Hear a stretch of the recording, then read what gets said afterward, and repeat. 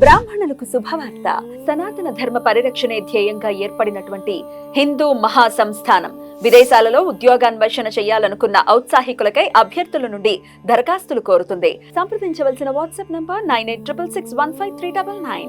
నమస్తే, welcome to our channel. నేను పద్మిని. ప్రస్తుతం పాటు ప్రముఖ ఆధ్యాత్మికవేత్త, astrologer, life coach doctor Sudha గారు మనతో పాటు ఉన్నారు. మాట్లాడదాం. నమస్కారం అండి. నమస్కారం. సుధా గారు, కుజ స్తంభన జరగబోతోంది అనేది వింటూ ఉన్నాం. అవును. ఏంటండి కుజ స్తంభన? ఎప్పుడెప్పుడు జరుగుతోంది? కుజ స్తంభన జరగడం వల్ల ఏమిటి దాని వల్ల రిజల్ట్స్ ఏమైనా, ఇంపాక్ట్స్ ఏమైనా ఉంటాయా ద్వాదశ రాశుల వాళ్ళకి అనేది? ఎందుకంటే కుజుడు ప్లే చేసే రోల్ చాలా పోర్ట్ఫోలియోస్ ఉన్నాయని చెప్పుకోవచ్చు ఆయనకి.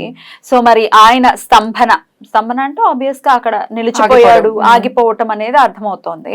మరి అసలు వివరంగా చెప్పండి సుధ గారు, ఏమిటి కుజ స్తంభన అంటే?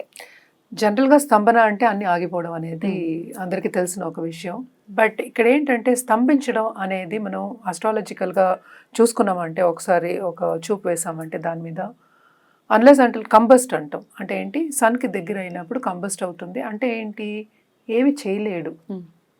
కంబస్ట్ అయినప్పుడు ఏంటి, ఆయన పవర్స్ ని కోల్పోతాడా? అదే పవర్స్ కోల్పోవడం అంటే ఇంకోళ్ళకి పవర్ ఇవ్వడం అనేది లెక్క. కోల్పోవడం అనేది పక్కన పెడదాం కాసేపు, ఇంకోళ్ళకి పవర్ ఇస్తారు. అంటే 2-3 గ్రహాలు కలిసినప్పుడు మనం యోగాల కింద కూడా అవే మాట్లాడుకుంటాం. ఎందుకంటే 9 గ్రహాలే ఉన్నాయి, 12 ద్వాదశ రాశులే ఉన్నాయి. అలాగే మనం చూసాము అంటే ఇంకోటి దీంట్లో ఏంటంటే పార్ట్ ఏంటంటే నీచపడ్డం అనేది చెప్పుకుంటాం. ఎప్పుడు స్తంభిస్తారు? అసలు ఎవరైనా డిప్రెషన్లో ఉన్నప్పుడు స్తంభించిపోతారు. ఇప్పుడు ఈజీగా అర్థం అవ్వాలి అంటే, సో కుజుడికి మనకు పోర్ట్ఫోలియో అంటే ఏంటి, బేసిక్గా ఏంటంటే అగ్రెసివ్నెస్, అంటే ఏంటంటే వేగం, దూకుడు చెప్పచ్చు. సో ఈ దూకడం అనేది తగ్గుతుంది. మంచిదే కదా. అయితే అంటే అన్నిటికీ కుదరదు అది. Correct correct. అన్నిటికీ ఒకటే మాట్లాడుకోకూడదు కదా.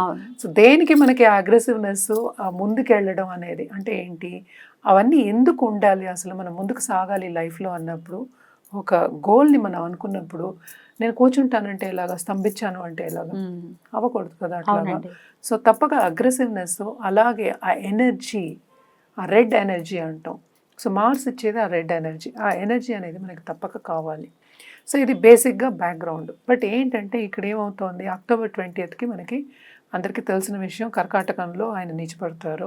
సో అక్టోబర్ ఎండ్కి ఆయనేమో కర్కాటకానికి వస్తున్నారు. సో కర్కాటకానికి వచ్చినా కూడా ఆయన ఏంటంటే సింహానికి వెళ్ళలేదు. సింహానికి వెళ్ళేది నెక్స్ట్ ఇయర్. సో అన్ని రోజులు ఆల్మోస్ట్ 6 months అనుకుందాం కాసేపు. ఇది కూడా ముందుకు రావట్లే. ఆయన అక్కడే రిట్రోగ్రేడ్ అవుతుంది. రిట్రోగ్రేడ్ అయ్యి మళ్ళా మిథునానికి వెళ్తున్నారు. మిథునానికి వెళ్ళి మళ్ళా డైరెక్ట్ అయ్యి మళ్ళా వస్తున్నారు. ఇదంతా ఎప్పుడు జరుగుతోంది, జనవరిలో జరుగుతోంది. అంటే ఏంటి, మనకి అక్టోబరు, మళ్ళీ తర్వాత మనం తీసుకున్నాం 45 days ఉంటారు. సో మళ్ళీ డిసెంబర్ జాన్ అంటే కిందకి రావడం, మళ్ళీ పైకి వెళ్ళడం, టచ్ అవుతుంది. అందుకని స్తంభన అనేది ఎప్పుడవుతుంది మనకి, ఈ పీరియడ్లో. ఏ పీరియడ్లో అవుతుంది, కర్కాటకంలో ఉన్నప్పుడు ఎక్కువ అంటాం మనం. కానీ అక్కడక్కడ రిట్రోగ్రైడ్ అయి తిరుగుతున్నారు కనుక ఆయన పాజిటివ్ రిజల్ట్స్ ఇవ్వడం అనేది తక్కువ అవుతుంది. ఆయన పోర్ట్ఫోలియోస్ నువ్వు అన్నట్టు పెద్ద లార్జ్ పోర్ట్ఫోలియోస్ ఉన్నాయి. ఇప్పుడు మిలిటరీలో ఉండి నేను యుద్ధం చేయనంటే ఎట్లా, నువ్వు కమాండర్గా ఉన్నావు, చేయాల్సిందే అవసరం అయితే కదా, అవసరం అదే, అసలు అవసరం అదే కదా మరి. So you have to be prepared. ప్రిపరేషనే లేకుండా నేను కూర్చుంటాను అంటే అది స్తంభించిపోవడం. ఓకే, ఇప్పుడు అంతే కదా. ఇప్పుడు సంకల్పం చేసుకున్నావు, నాకు అది కావాలనుకున్నావు అంటే నువ్వు కూర్చుంటే నీ దగ్గరికి వస్తుందా? రాదు. ప్రయత్నించాలి. ప్రయత్నం అనేదాన్ని ఏంటి, మనం ఎందుకు పాజిటివ్గా చేయాలి, పూజలు చేయాలి, లేకపోతే ఒక గ్రహానికి ఏమో జపాలు చేయాలి అంటున్నాం. ఇట్ ఈస్ బికాస్ ఆ దారి చూపించడానికి మనం చెప్తున్నాం. అందుకని నువ్వు కూర్చుంటావు, నువ్వు జపాలు చేసి నేను కూర్చుంటే నాకు రాదు. కరెక్ట్, అంతే కదా. కరెక్ట్. సో ఇవన్నీ అయినప్పుడు స్తంభించిపోవడం అనేది కొంచెం డిఫికల్ట్ అయిన ఒక పీరియడ్. అందుకోసం తప్పక పరిహారాలు చేయడం అనేది ఎక్స్ట్రీమ్లీ ఇంపార్టెంట్. అది మాట్లాడుకుందాం. బట్ జనరల్గా చూసాము అంటే మార్స్ స్తంభించిపోయిన, మార్స్ ఒక కుజుడు ఏదైనా ఒక బ్యాడ్ పొజిషన్లో ఉన్నా, లేకపోతే నీచ స్థితిలో ఉన్న, దాంపత్య జీవితం అంటే మంగళకారకుడు మనకి తెలుసు. మంగళంగా ఉండాలి అంటే ఒక లెట్స్ సే ఒక లేడీ కానీ ఒక పెళ్ళైన వాళ్ళకి మంగళకరంగా ఉండాలి అంటే అన్యోన్యంగా ఉండాలి, అంతే కదా. సో అన్యోన్యత అనేది కూడా తగ్గుతుంది స్తంభించిపోయినప్పుడు. ధైర్యం తగ్గుతుంది, అలాగే ఏదైనా అసెప్టివ్నెస్ అంటాం, అంటే ఏంటి, నేను చేయగలను అనే సెల్ఫ్ కాన్ఫిడెన్స్ తగ్గుతుంది. అది తక్కువ. ఇవన్నీ కొన్ని ప్రాబ్లమ్స్ ఉంటాయి కనుక స్తంభించిపోవడం మీద అంత దృష్టి పెడుతున్నాం మనం. సో ఇవన్నీ ఏంటంటే ద్వాదశ రాశుల వారికి డిఫరెంట్గా ఉంటుంది. మనం మాట్లాడుకునేది ఏంటంటే గోచారమే, అది ఒక 6 నెలలకి. అది ఎలాగా రిఫ్లెక్ట్ అవుతుంది మీ జాతకం పైన అనేది వ్యక్తిగత జాతకం మీద ఆధారపడాలి, అంటే పరిశీలించుకోవాలి అది. బట్ దెన్ అసలు ఇన్ జనరల్ గా మాట్లాడుకుంటే ద్వాదశ రాశుల వాళ్ళకి స్తంభన ఎటువంటి రిజల్ట్స్ ఇస్తుంది అనుకోవచ్చు? అదే నేను చెప్పినట్టు కొంతమందికి అంత బాగుండదు, ఎస్పెషల్లీ మకర రాశి వాళ్ళకి మకరానికి బాగుండదు, అంత బాగుండదు. అలాగే కర్కాటకానికి అంత బాగుండదు. అలాగే మనం జూపిటర్ బాగుంది అనుకున్నాం, బ్యాలెన్స్ అయిపోతుంది. అలాగే మనం ఏంటంటే మిథునానికి అంత బాగుండదు, ఎందుకంటే 2 సార్లు 3 సార్లు ఏళ్ళు వస్తుంది. అండ్ ఆల్సో మోస్ట్ ఇంపార్టెంట్ సింహానికి, సింహాన్ నుంచి 12 ఇంట్లో కదా, 12, 11, మరి 11 ఇంట్లో అస్తమాలు రిట్రోగ్రేడ్ అవుతాయి, అంత బాగుండదు కదా మరి. సో ఈ రాశుల వారికి అంత బాగుండదు. అలాగే మనం చూసామంటే వృశ్చికంకి అలాగే మేషానికి అధిపతి ఆయన నీచపడితే ఇబ్బంది కదా.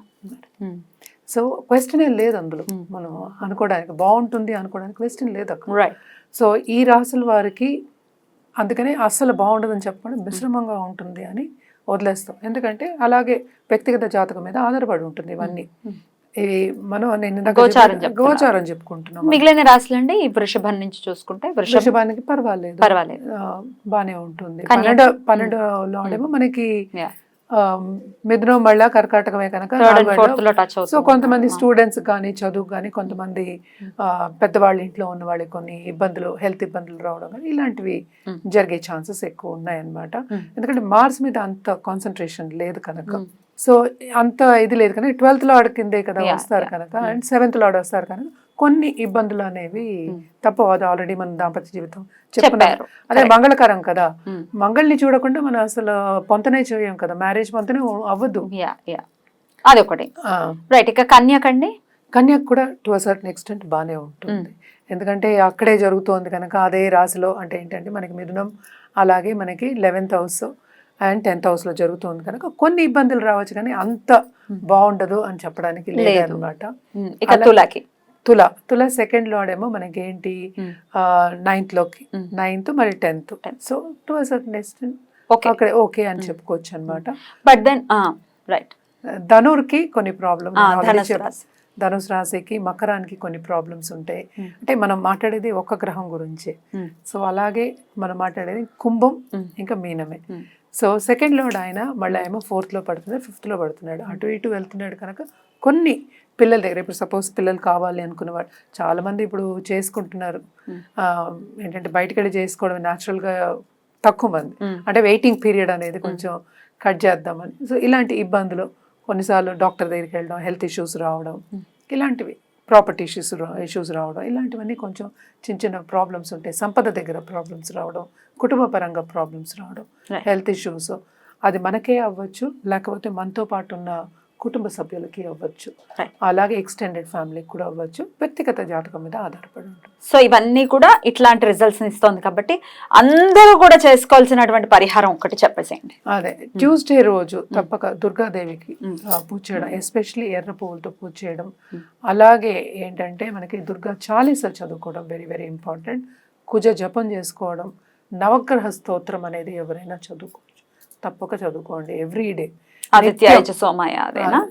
నిత్యం పూజ చేసుకోవడం అనేది, నిత్యం దుర్గాదేవికి పూజ చేస్తాను. నేను ట్యూస్డే చెప్పాను శక్తి రూపం, ఎందుకంటే ఎప్పటికైనా కుజుడికి మనం 2 చెప్తాం, సుబ్రహ్మణ్య స్వామి చెప్తాము, కార్తికేయ చెప్తాం, అలాగే మన దుర్గాదేవి చెప్తాం. ఏదైనా ఎందుకంటే దుర్గాదేవి ఎందుకు చెప్తే ఉగ్ర రూపాలు మనం చెప్పినప్పుడు మనకి తొందరగా పనులు అవుతాయి. ఉగ్రానికి ఉన్న స్పీడ్ దేనికి లేదు. సో ఆ స్పీడ్ కావాలి కనుక మనం దుర్గాదేవిని ఫస్ట్ శక్తి రూపం చెప్పుకున్నాం. అలాగే కడుపు చలవ అని చెప్తూ ఉంటాను నేను, ఇప్పుడు పాలాభిషేకం చేయమని ఎక్కువ చెప్తూ ఉంటాను అనమాట. ఎందుకు, కుటుంబ పరంగా ఎస్పెషల్లీ పిల్లలు విషయాలకు సరిపడింది. చాలా బ్యూటిఫుల్ గా ఎక్స్ప్లెయిన్ చేశారండి. డెఫినెట్ గా కుజుడి యొక్క అనుగ్రహం పొందాలి అని అంటే దేవి అనుగ్రహాన్ని ఫస్ట్ పొందాలి అని చెప్తున్నారు కాబట్టి అమ్మవారి ఆరాధన చేసుకుంటూ ఈ ఇంచుమించు 6 నెలల పాటు 6 నెలలు 5 నెలలు ఉంది కాబట్టి ఈ పీరియడ్ అంతా కూడా చాలా పాజిటివ్ గా పీస్ఫుల్ గా వెళ్ళాలి ప్రతి ఒక్కరికని మనస్ఫూర్తిగా కోరుకుంటూ కృతజ్ఞతలండి. నమస్తే.